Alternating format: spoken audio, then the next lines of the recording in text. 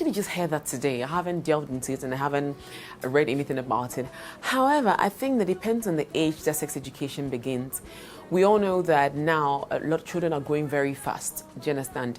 And in the I remember in school, I went to Morning Star, so there will only be 1 or 2 lines that talks about sex, and that's it, and then they throw it away. But honestly, I have embarked on a project, a menstrual hygiene project, and when we're doing, it's part of sexual reproductive growth and everything. So when we embark on these projects, the kind of questions that people ask you, children from the age of about 12 ask you, you'll be overwhelmed.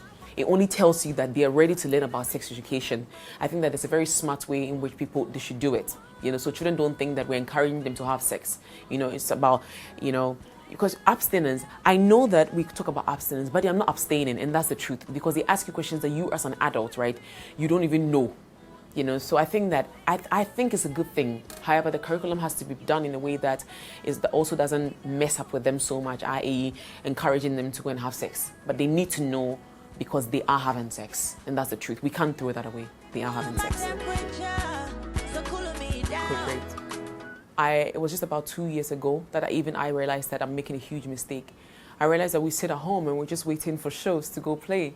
And if the shows are not coming, we're making very little from YouTube, because people think YouTube, when they see the views on YouTube, oh my God, 1 million. But YouTube is the least paid. They pay the least, honestly. The things like iTunes.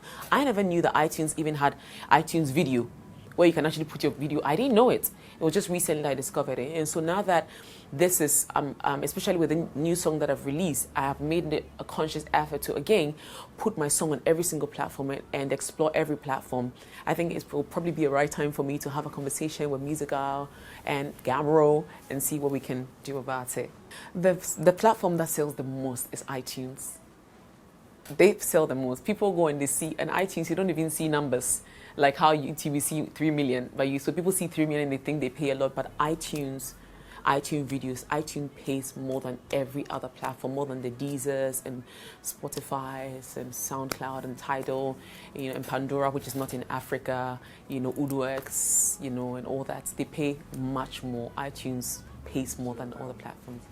Much money we could be making by monetizing our songs and putting it on certain platforms. Mechanical monetizing, I mean, when we talk about it going on TV, radio, in the clubs and all that, we don't monetize it. But naturally, typically, we're supposed to be paid when our songs are played in the clubs. But we haven't delved into it. So we go to a club and people are jamming to our songs and we're not getting paid for it. And we don't know that we need to have a specific code that is generated just for you when you register for your songs to be monetized. So these are the things we need to do: publishing, distribution. All the platforms are there for us, but we don't explore it. So I think that's one of the deficiencies that we have. We need to look for all the avenues that we can make money from in the music industry. At the period when I was pregnant, I was getting a lot of calls, and even before that, I was getting a lot of calls that people were like, "Oh, why don't you come and do a show?" And I would have to say a lie, just say something like, "Oh, I'm not available, I'm not in town," but I was sitting in my house easily going here, chewing and cutting, So I just had to turn these offers because I wanted to make time for myself, honestly. The only thing that I was doing is I was in the studio a lot because I have a studio at home, and so that was easy for me to do. But aside that, I think I should have collected that money, but I think my child now is worth billions of dollars more than that show that I would have gone to do. Oh gosh, I think for everybody is different. Everybody has what they want their life to look like and the kind of information that they want the public to be privileged to. And for me, I told myself that was the part of me that I wanted to just keep for myself, As a person in the public eye, everything about you, how your hair looks like, how your nails look like, how your feet looks like, everything is for the public consumption, and everybody has an opinion.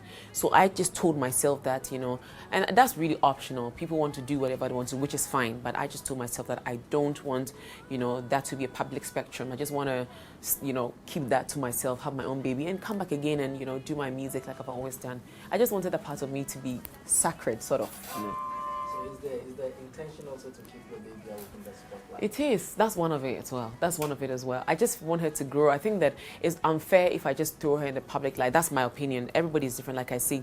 People are able to control things properly. I'm not the most person. I'm not the person that can maybe... When you love somebody so much, you just want to protect them from everything. you know. And I feel like it's a decision that I made, you know, and the family we've made to just keep it out of the limelight. If she wants at a certain point to go on social media, we can't stop her. Or if a decision is made that we think, okay, she's grown enough and want to put it out there, fine. But for now, I just want her to be a normal baby, grow up as a normal baby. You know, my baby can walk right here and you wouldn't even know it's her, you know, and that's what I want to happen. You probably have seen her at the mall many times, but you didn't even know it was her, you know.